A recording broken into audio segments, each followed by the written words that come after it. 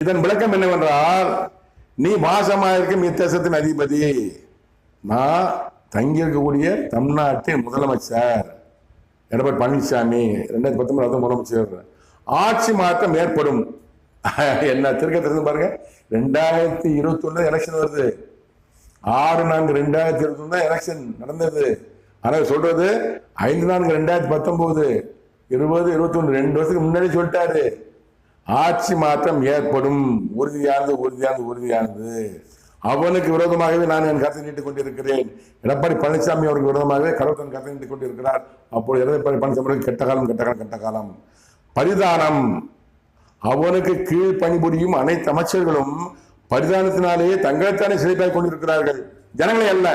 பின்னாடி இருக்கிற அமைச்சராக இருந்த விஜயபாஸ்கர், சி.வி. சண்முகம், வேல்மணி, தங்கமணி எல்லாமே என்ன